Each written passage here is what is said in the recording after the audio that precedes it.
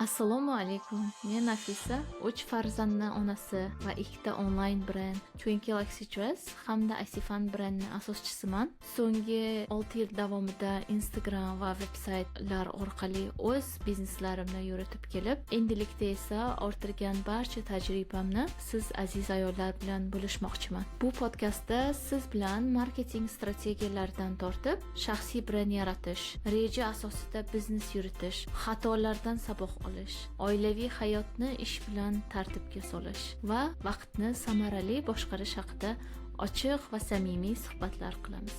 Agar siz ham o'z biznesingizni boshlashni xohlayotgan bo'lsangiz yoki hozirgi hayotingizga balans kiritmoqchi bo'lsangiz, demak bu podkast aynan siz uchun. Keling, bu safarni birga boshlaymiz. Assalomu alaykum aziz ayollar.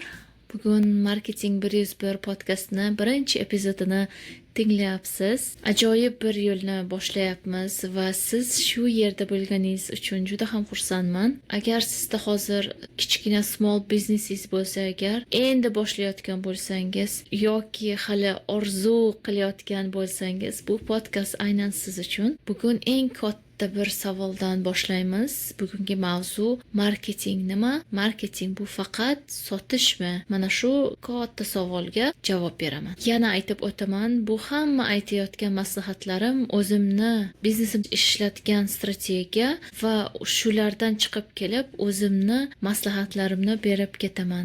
Marketing bu faqat sotish emas. Bu gapni yana aytaman va bu gapni juda ham ko'p eshitasiz. Marketing bu faqat sotish emas. Agar siz marketingni faqat man mahsulotimni sotmoqchiman, mana buni xarid qiling, faqat mahsulotingizni sotishni agar o'ylasangiz, agar tushunsangiz, agar bu yo'l noto'g'ri. Marketing bu biznesingizni juda ham chiroyli bir qismi aslida. Agar marketing nima ekanligini toza bilib olsangiz, agar ko'pchilik marketing deyishsa, bu reklama va yoki skidkalar yoki social mediada, ijtimoiy tarmoqlarda postlar yoki storieslarni deb o'ylaydi. Aslida bu marketing bu klient bilan aloqa va klientni tushunish va uni problemasiga yechim taklif qilish. Ana shu glavniy tochkasi marketingni. Yana bir marta aytaman. Siz marketing deganda klientingiz bilan aloqangizni, qanday aloqangiz bor, qanday tushuntirib beryapsiz uni, problemasiga siz yechim berayotganingizni va bu yechimni siz taklif qilishingizni unga tushuntirib berishingiz kerak, aytib berishingiz kerak. Videolar orqalimi, boshqa narsa orqalimi siz uni problemasiga yechim berishingiz kerak. Marketing bu o'zingizni klientingizni tushunib, unda nima problemalari bor va siz o'sha yechimni taklif qilishingiz. Ana shu marketing deyishadi. Endi keyingi bosqichlari, keyingi steplari bu Instagramni olib borish, uni klientga qanday qilib uni tushuntirish, qanday qilib klientni ishonchiga kirish. Bu keyingi steplari. Hech qachon odamlar sizdan o'zlariga kerak bo'lmagan narsani sotib olishmaydi. Siz uni majburlamaysiz. Ular sizdan o'zlariga kerak bo'lgan narsani sotib olishadi. O'zlariga kerak bo'lgan narsani. Lekin siz marketing orqali yaxshi o'sha produktingizni yoki servisingizni chiroyli taklif qilishingiz, tushuntirib berishingiz kerak. Ba'zilar shunaqa chiroyli produktni yaratishadi, shunaqa chiroyli servislari bor, lekin marketing bo'lmasa agar hech kim ularni topolmaydi. Hech kim bunaqa zo'r produktlarni topolmaydi. Shuning uchun marketing bu biznesingizni eng kuchli tarafi. Marketingsiz siz sota olmaysiz. Lekin marketingning orqasida nima turishini, ma'nosi nima ekanligini siz albatta bilishingiz kerak. Siz marketing orqali o'z biznesingizni yoki mahsulotingizni odamlarni hayotiga qanday o'zgarish olib kelayotganini aniq tushuntirib berishingiz kerak. Ular aniq bilishi kerak, ana shu mahsulot ularni problemalariga yechim beryapti. Ularga buni siz Instagramda stories orqali yaxshi reels orqali yoki email marketing orqali, SMS marketing orqali, bu toolslar orqali bu narsani tushuntirib berishingiz mumkin.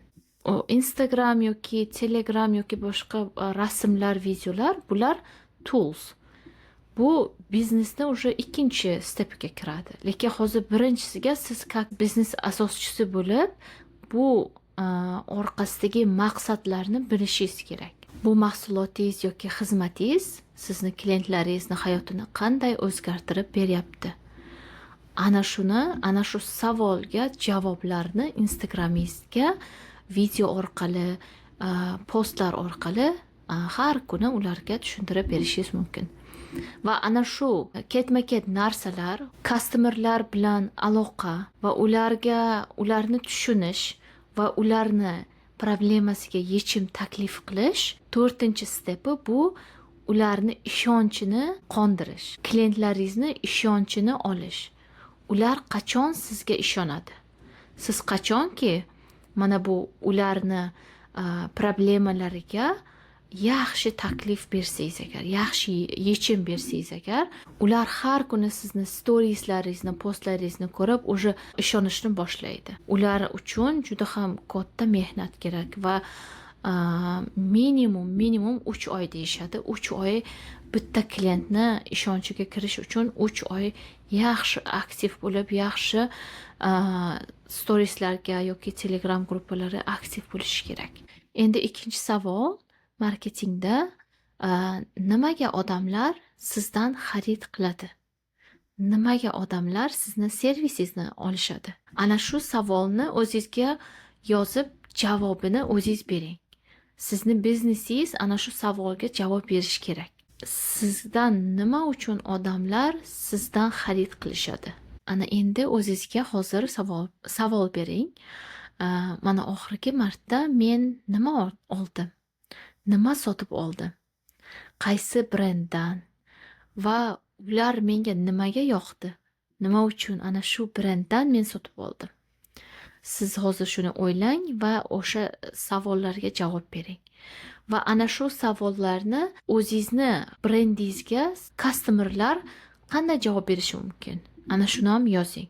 Chunki buni javobi bor. Уже sizni customerlaringiz уже shu savolga javob berish kerak. Shuning uchun sizga keladi ular. Meni o'zimni tajribamdan kelib chiqib, hozir bitta example aytaman. Twinkie Luxy Dressni ochganimda, onlayn magazinni ochganimda, menda 0 follower, 0 klient, вообще followerlar 0, hammasini 0 dan boshlaganman va faqat men post va Instagramda post va storieslarda aktiv bo'lganman. Qariyb 3 yil meni aktivligim вообще to'xtamagan. Shunday har kuni bitta storiesim, bitta postim hamma vaqt bor edi. Mana shundan kelib chiqib, men tushundimki, mana shu Twinkie Luxy Dressni orqasida, brendni orqasida men turgandim va hamma videolar, hamma storieslarda men o'zim chiqardim va ana shu chiqish, ana shu gapirish, har kuni o'sha produktim haqida gapirib, otsiflarni ko'rsatib, revyularni, juda ham ko'p reklamalar, juda ko'p aytganim sababli customerlar menga уже ishona boshlagandi. Srazu menda уже ishonch bo'ldimi, customerdan уже sotuv bo'ladi. Bu albatta hamma aytayotgan strategiyalarim, bu o'zimni biznesimda ishlatgan, o'zimni hayotimda ishlatgan strategiyalarim va albatta hozirgi ikkinchi brendimga ham ana shuni уже sinayapman va albatta bu ishlayapti va agar ko'rgan bo'lsangiz, juda ham eng katta brendlar ham o'zini klienti uchun xizmat qilishadi. Bizlar business owner bo'lib, albatta o'zimizni klientimizga xizmat qilishni birinchi o'rinda ko'rishimiz kerak. Nimaga odamlar imminni o'sha o'zlari yoqtirgan magazindan xarid qilishadi? Masalan, ularni maybe brendni egasi ma'qul ularga yoqgandir, ular gapirishi yoki kiyinishi yoki o'sha brendni orqasidagi hikoya ma'qul ularga, yoki har kuni ularni storieslarini ko'rib, o'sha storieslar orqali bog'lanib qolgan va ular orqali ishonchga kirgan. Может быть, shulardan siz qachon klientingizni ishonchiga kira olasiz? Siz agar ularni problemalarini bilsangiz agar, aniq bilsangiz agar va ularni dardlarini har kun tinmasdan storieslaringizga qo'yib, postlaringizga qo'yib, siz aytayotgan bo'lsangiz agar, mana bu yerda, mana joyda, mana bu narsa, servislar bor va mana bu dardingizga mana bunaqa javob beramiz deb. Masalan, meni Twinkle Luxury Dress'da customerlarimni problemalari yaxshi, chiroyli ko'ylakchalarni to'yga, день рождения, birthdaylarga kiyadigan ko'ylakchalarni yaxshi narxda va tez oladigan servis qidirayotgan klientlar bo'lishi kerak edi. Ularga chiroyli ko'ylakcha kerakmi? Уже meni eslashlari kerak edi. Men shunaqa tochka qo'ygandim. Wedding, event, shunaqa narsalarga уже ma'raka, to'y ma'rakalarga ko'ylakcha qidiryaptimi? Уже meni servisimni esiga olsin. Va shu orqali men har kuni ularni problemalariga yechim berib kelganman va ular aytishganki, уже shunaqa vaqt keladiki, уже to'ylarmi, birthday kelyaptimi, уже bir oy oldin sizga mana bunaqa ko'ylak ko'rgandim, mana shuni zakaz qilmoqchiman. Уже chiqadi. Уже uni qanday bunaqa fikrda keldi? U meni storieslarimni ko'rib, уже meni ishonchga kirib, o'sha ko'rdiki, o'sha problemasi bor, yechimi uchun menga keldi.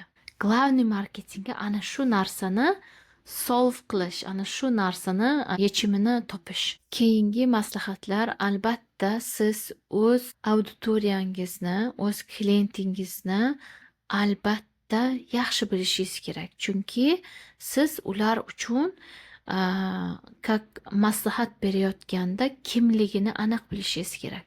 Ularni kimligini, qayerdan bo'lganini va siz bilsangiz agar, u ideal client deyishadi.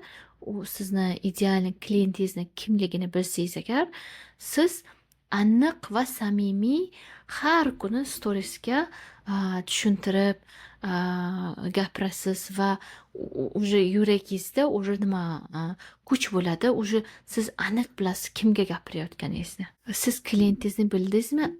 Siz уже aniq bilasiz qanday qilib o'zingizni produktingizni gapirib berishni. Shu tarzda ishonch barpo bo'ladi va ishonch bu brend yaratish уже. Siz o'zingizni brendingizni yaratasiz.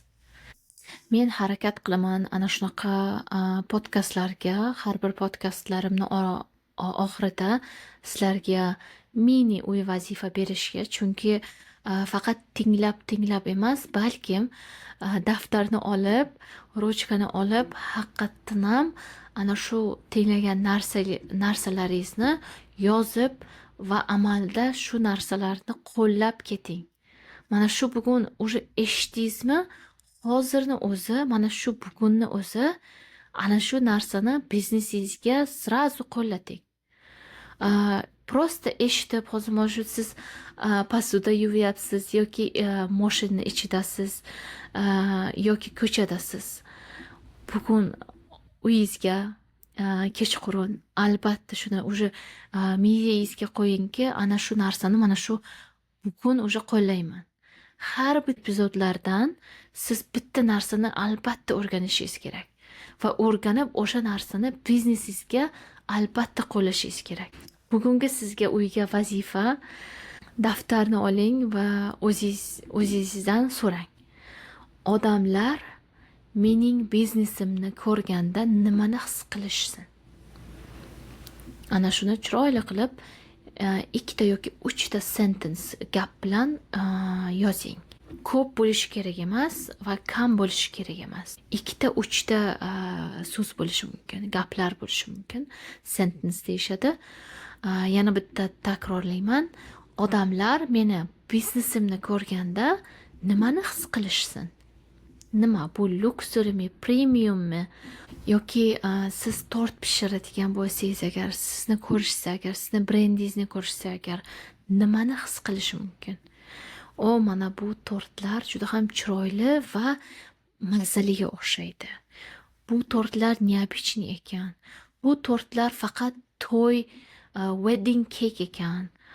Pishiriqlar именно ma'rakalar uchun ekan. Juda ham rasmlari chiroyli ekan.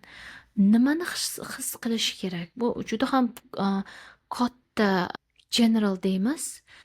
Masalan, yana bitta bu savolga to'xtab o'tiraman.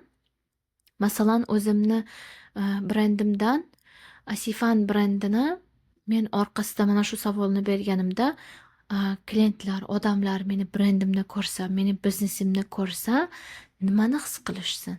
Ular meni biznesimni ko'rganda, Asifan brendni ko'ylaklarim meniki juda ham tor emas.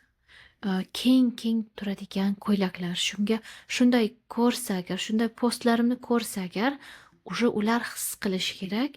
U ko'ylakni kiysa qanday ko'rinishi, qanday his qilishni уже rasmlardan, postlardan his qilishi kerak. Men buni уже bilardim va buni brendni orqasida hamma vaqt rasmlarda, postlarni qo'yganimda уже men klientlarni qanday his qilishini aytardim. Mana bu ko'ylak shunaqa tor emas, shunaqa chiroyli, shunaqa cotton materialdan chiqqan chiroyli ko'ylaklar deb aytganman va klientlarni qanday his qilishini уже bilganman. Va siz ham aniq bilishingiz kerak. Produktingizmi, servisingiz bormi? Sizni klientingiz, sizni biznesingizni ko'rganda nimani his qilishsa? Bugungi epizodni shu yerda yakunlaymiz. Umid qilamanki, endi siz marketingga boshqacha ko'z bilan qaraysiz. Keyingi epizodda men ayollar biznesda eng ko'p qiladigan xatoni aytaman va uni qanday tuzatish haqida gaplashamiz. Va esda tuting, bugungi suhbatimiz, aytilgan har bir narsa kursimizda, kelayotgan kursimizda batafsil tushuntirilgan.